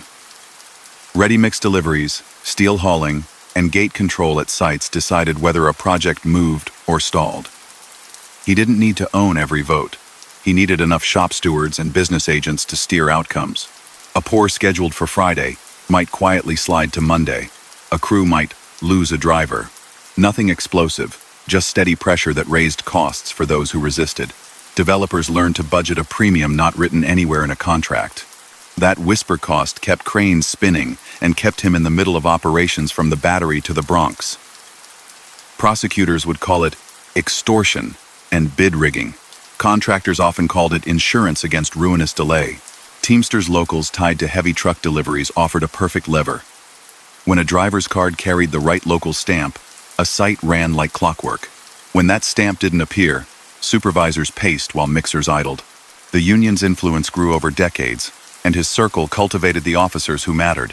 Investigations later mapped the network. Officers linked by favors, compliance won not just with threats, but with quiet benefits, good overtime, preferred routes, a promise that a relative would be placed on a crew. He didn't announce any of it. He ran it like a personnel system that everyone understood without speaking. The concrete market showed how far that thinking could go. For the biggest Manhattan jobs, only a curated set of suppliers got the calls. Prices didn't float. They hovered, where a small group agreed they should. The difference between a free bid and the approved number acted as a hidden surcharge. That surplus flowed through a chain of envelopes and consulting arrangements, split among the few figures with the power to keep a market stable on their terms. When one supplier fell behind, another stepped in still inside the circle. At meetings described later in court, he asked questions that sounded like any executive's: capacity, delivery windows, plant maintenance, staffing. Normal talk wrapped around an arrangement that froze out real competition. His roots in food distribution made that sector feel like home base. Companies tied to family or long-trusted associates delivered poultry and meat to markets, hotels, restaurants, and institutions. They carried proper licenses, filed returns, and won bids in plain sight. Behind that surface, buyers who wanted trouble-free service learned where to place orders. If a freezer unit went down, a quiet phone call sent a replacement truck. If a health inspection sat in a queue, the date shifted in a helpful direction. Prosecutors later said those conveniences weren't random. They were the currency behind invoices that looked ordinary. For years, that convenience felt like competence. Tapes and testimony reframed it as leverage. On the west side, the alliance with the Irish crew, long known for its brawlers, became a stabilizer for projects near the river and in Hell's Kitchen. Those blocks had histories of sudden flare-ups, long grudges, and hard drinking that spilled into the street. With a pact in place, chaos receded. The Westies acted as local gatekeepers, and his side provided a wider network, union contacts, introductions, a framework for handling disputes without waking journalists. For neighbors, the change felt like a lowering of volume. For both crews, it meant bigger, steadier income. Gambling sat in the background like a river that never dries up. Bookmakers set lines, card games rotated, quiet rooms held machines that flickered money out in small bites. He didn't want those rooms to become neighborhood landmarks. When a place got chatty or crowds swelled, he pulled the plug or moved the operation. The point was to keep cash flowing year-round, not to chase a single score that drew a liking score that drew a barquet. Spotlight. Collections officers learned to walk in and out without a fuss. The people who lost money blamed luck, not a system. Loans offered quick cash to people who couldn't ask a bank. A leather shop needed to buy inventory. A nightclub had a bad month. A trucker's engine seized and needed a rebuild. The interest rates were steep. Repayment wasn't optional. But the lender also kept connections that could make a union hall answer a call or a supplier ship on time. Those packages blended protection with finance and became a staple of the income mix. Extortion counts in later indictments traced back to those arrangements, describing conversations where a gentle reminder carried the weight of a threat without a single harsh word. Inside his own house, he tried to design a culture that rewarded calm. He liked captains who could explain accounts as easily as they settled a beef. Joseph Armone, solid and smooth, fit this mold in bridged camps that didn't naturally align. James Failla worked unions with a mix of easy talk and discipline. Nino Gaggi, icy and focused, pushed money through channels efficiently until the thundercloud around the DeMeo crew grew too big to ignore. That case was his model's stress test. When an outfit's crimes filled papers for weeks, stolen cars, credit fraud, a body count discussed in whispers, he saw risk to the enterprise outweighing profits. The removal of Roy DeMeo was framed as triage, cut out the infection before it spreads. He stayed strict on narcotics. Cocaine and heroin generated fortunes quickly, but the fallout was brutal. Informants, long sentences, and the corrosive effect drugs had on discipline. He told his people to leave it alone. The reality, captured in DEA recordings and later sworn statements, showed that rules strained under temptation. When tapes caught Angelo Ruggiero discussing heroin deals, the boss demanded to see the documents. The refusal, framed as legal confidentiality, sparked a confrontation that never cooled. His authority clashed with pride from a rising crew that had grown under a different mentor. The standoff illuminated a deeper split than any courtroom could mediate. His home life complicated the image he had built. The affair with the housekeeper sapped goodwill among traditionalists who valued the look of a family man. It wasn't a moral debate in the abstract. Culture inside his circle used family as proof of steadiness. By ignoring that expectation, he made allies uneasy. When she later spoke to investigators, her plain descriptions, what he read, who visited, which topics came up, added connective tissue to an evidence file already thick with charts and tapes. The mundanity of her account made it powerful. A portrait of a boss at a kitchen table working through problems like any manager, except that the revenue came from unlawful systems. He understood that politics could warp into a trap and generally kept office holders at arm's length.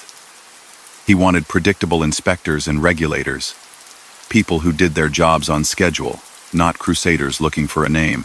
Even at that distance, scandals around union leaders intersected with his sphere. When a prominent Teamsters figure tied to concrete deliveries faced charges for coercion and misuse of union power, those counts turned developers' closed-door gripes into open testimony. Projects everyone knew by sight suddenly had their internal mechanics explained in court: who got calls, how a pour got greenlit, why a price came with a mysterious premium. That turn from rumor to record rattled every office that had grown used to the old rhythms. He didn't ignore the import-export flows that reshaped New York's economy. Container ports in New Jersey and Brooklyn moved goods with a precision that demanded coordination. Losing a container or slowing a crane ruined days of planning. With quiet allies among foremen and dispatchers, his reach touched those routes too. It was never a monopoly. It was a presence. A shipment that stalled but suddenly cleared after a particular call. became the kind of story dock workers told each other at coffee break. Prosecutors later bundled some of those tales into broader cases describing a climate where help always carried a price. He served as a commission vote for stability when renegades pushed boundaries. The decision to remove Carmine Galante reflected the collective fear that a single man's ambition could pull the city into turbulence that killed earnings. He saw himself as the antidote to that kind of disorder. A bringer of rules, a man who kept money steady, a leader who believed coercion could be managed until it looked like routine. That mindset guided him through the 1,970 seconds and into the early 1,980 seconds, while law enforcement slowly built the tools to prosecute executives under Rico instead of chasing street soldiers one by one. The legal timeline that closed in on him before the steakhouse ambush was relentless. Indictments hit on racketeering, based on labor schemes and construction markets. Another case focused on his food distribution enterprises and alleged tax crimes. Obstruction counts claimed he tried to manipulate witnesses or impede investigations. He pled not guilty across the board. The tapes from the Tot Hill house, obtained under court orders after careful groundwork, captured him discussing policy, personnel, and revenue. They weren't sensational, and that was their strength. Jurors didn't need fireworks. They needed proof that he ran an ongoing enterprise. The audio gave them a man setting rules. After his death, those cases didn't vanish. They shifted to other defendants and to the systems themselves. The commission trial delivered convictions that signaled the end of an era. Consent decrees placed monitors inside locals long treated as private fiefdoms. Concrete suppliers watched their old club broken apart as investigators scrutinized bids. Carting companies saw territorial maps redrawn by judges rather than informal councils. The garment district welcomed reforms that forced new bidding procedures and oversight. It all looked like a city relearning competition after a generation of quiet control. Inside the Gambino family, the switch to a flashier regime marked a cultural reversal. The new boss enjoyed publicity, liked crowded rooms, and made swift moves against Castellano loyalists. Men who had thrived under the ledger model, steady earners who kept receipts neat and tempers flat, found themselves isolated. Some flipped when faced with exposure. Others faded into the background or tried to adapt. The visibility that energized the rank and file also made surveillance easier. Cameras caught arrivals and departures. Microphones recorded the chatter that used to die in a kitchen. The resulting prosecutions, stacked year after year, demonstrated the accuracy of the old boss's warnings about heat. Even outside New York, his blueprint left marks. Investigations in other cities borrowed the Rico approach, targeting leaders who ran crime like businesses. Builders, waste firms, and union locals in places far from Manhattan discovered that what had felt normal could be described as a pattern of racketeering. The Windows Cartel case in the 1,990 seconds focused on city housing contracts for glass replacements, echoed an approach he had normalized: steer a market, limit bidders, fix prices, and split the difference. He didn't design every one of those later schemes, but the logic came from his era. Measure the damage, and it stretches beyond violent episodes. Workers paid dues into benefit funds, only to see those resources drained by no-show jobs or inflated overtime. Small contractors who tried to stay clean lost bids or faced delays until they caved. Taxpayers footed higher costs for public projects. Restaurant owners paid above market rates for waste hauling because real competition had been pushed out. That slow bleed was the signature harm of his model. It didn't shock, it accumulated. A city of millions paid fractions of a cent with every gallon of concrete and every ton of trash, until the sum became hundreds of millions. He remains a complicated figure, even for people who reject every part of his life's work. He believed he could tame the worst instincts of his world by imposing rules that looked almost corporate. He mandated care for families when a man went to prison. He encouraged savings and discouraged drinking that led to sloppy talk. He told captains to avoid senseless displays of power that invited television crews. He called himself a guardian of tradition, yet his affair and his promotion of a close aide over senior figures contradicted that tradition and hastened his end. He thought he could draw a bright line against narcotics. The economics of the street smeared that line until it became a fight he could not win without breaking his own coalition. Go back to the beginning and the through line stays visible. A butcher's son who dropped out of school to work with his hands taught himself to think like a manager. He applied simple business lessons, margin, timing, inventory to gray and black markets that touched the legitimate economy at every seam. He cultivated a network of men who knew how to keep order and a set of fronts that provided legal cover. He faced down the law's early attempts at control and adapted until the law adapted back. When the microphones came to Tot Hill, his preference for long, quiet meetings became evidence that spoke clearly, without saying a single sensational thing. Even now, years after the steakhouse and the cameras and the editorials, his influence lingers as cautionary history in two different worlds. In law enforcement, his era taught agents to follow contracts and calendars rather than caricatures. In organized crime, veterans point to his fall as proof that centralizing too much power in an executive invites resentment at home and Rico from outside. The story you get from that intersection is neither glamorous nor mysterious. It is the story of a man who believed he could run an illegal empire like a conservative company, who made money by turning friction into revenue, and who underestimated how fast pride and patience can collide in a system built on silence, favors, and fear kept behind polite smiles. In the years that followed, the outline of his life didn't fade. It sharpened. Investigations concluded, cases closed, and reform orders rewired parts of the city he had treated like a private network. What people saw most clearly was how he turned routine into power.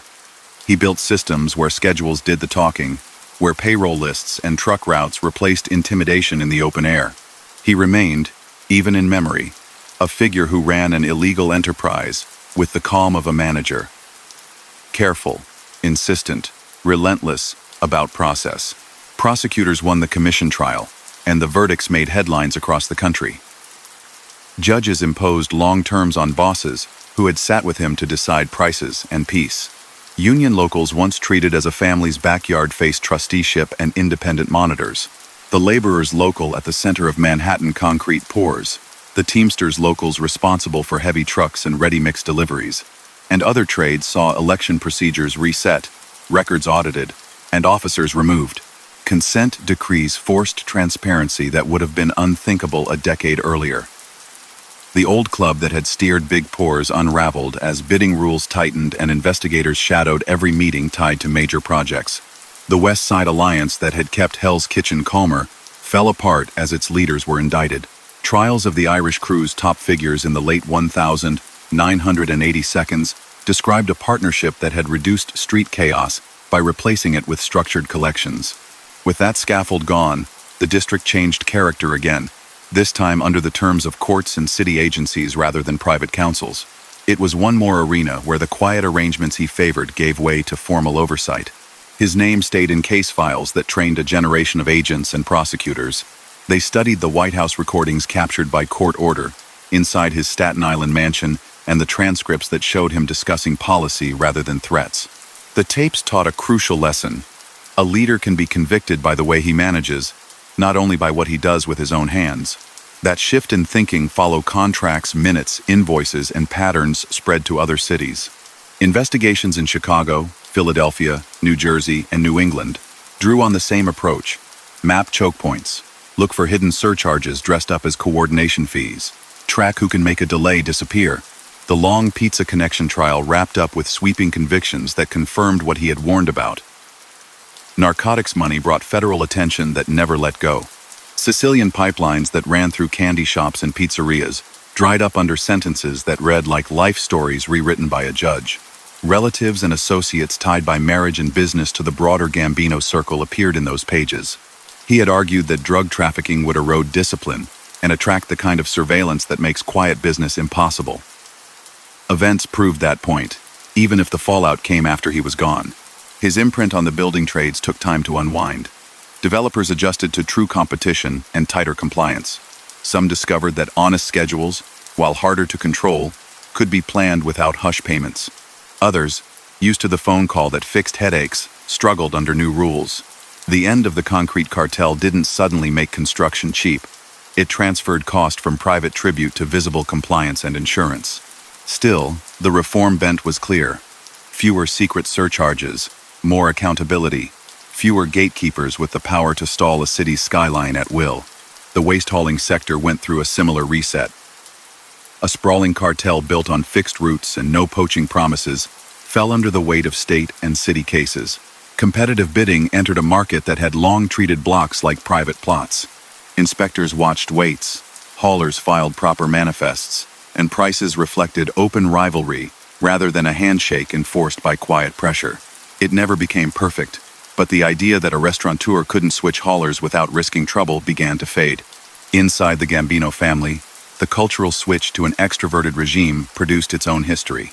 The new leader, more visible and impulsive, thrilled some men who had chafed under rules that felt like office policies. But visibility came at a steep price. Cameras and microphones captured the meetings that used to hide behind closed doors in Staten Island. A cascade of indictments culminated in a blockbuster conviction, built largely on the testimony of a former ally who turned state's evidence. In court, he described how decisions had been made under both leaders, tracing lines back to the careful, chair-bound style of the man who came before. Those accounts, however self-interested, matched a record preserved on tape. Schedules, territories, discipline, and profit targets laid out like any business plan. His personal story remained complicated.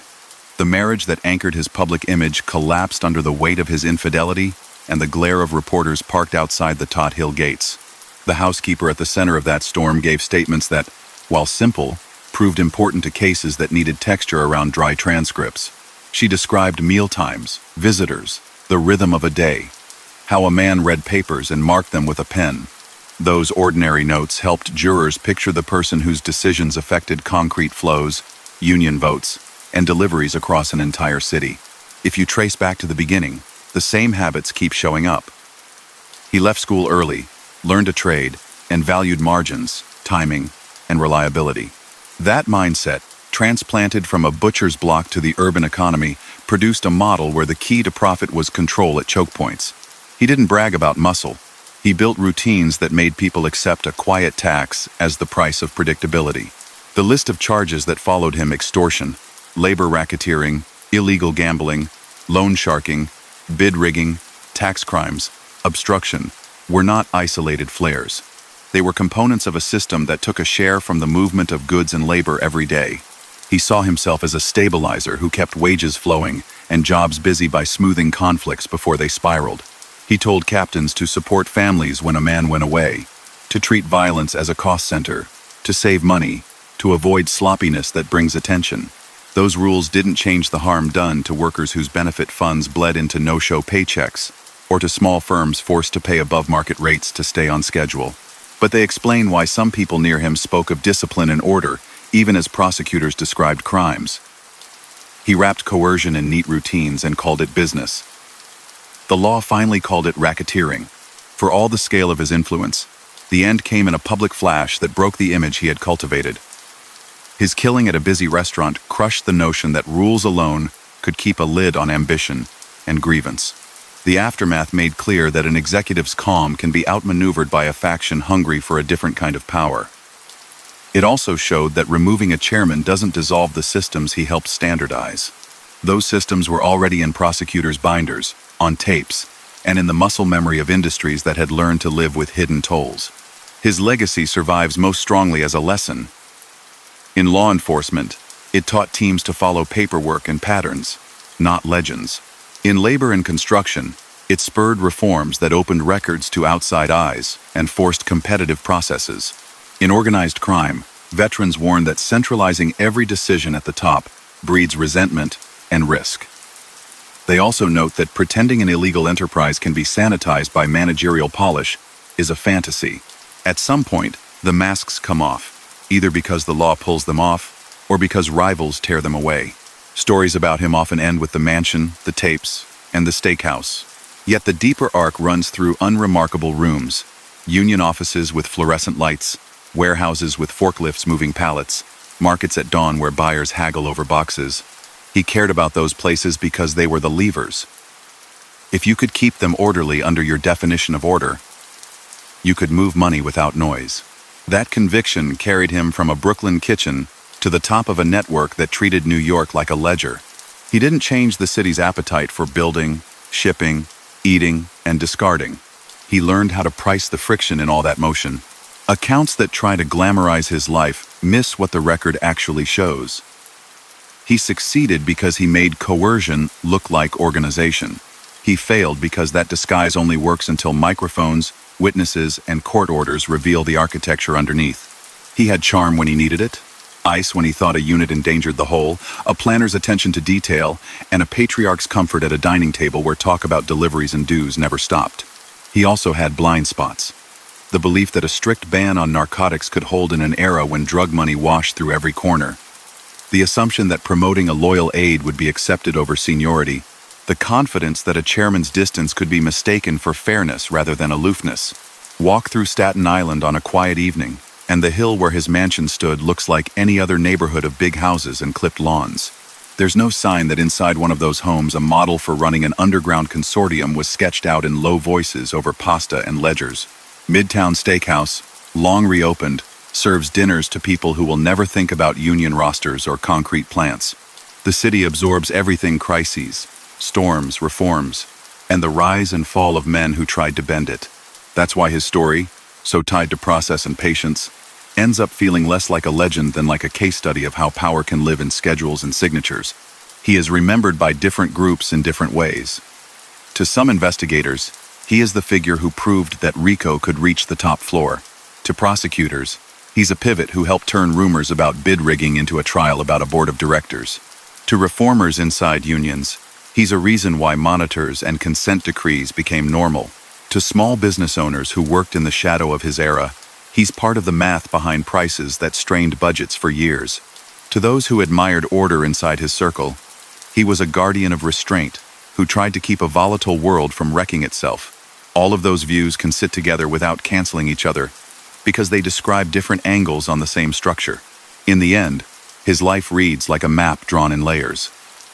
The first layer is a family kitchen in Brooklyn and a butcher's block that taught him calm. The next shows union halls, loading docks, and concrete plants where he found leverage. Another lays out restaurants and houses where quiet meetings kept the machine aligned. The last is a set of courtrooms where charts, tapes, and witnesses peeled those layers back. He believed that order would save him. It saved profits for a while. It did not save the man.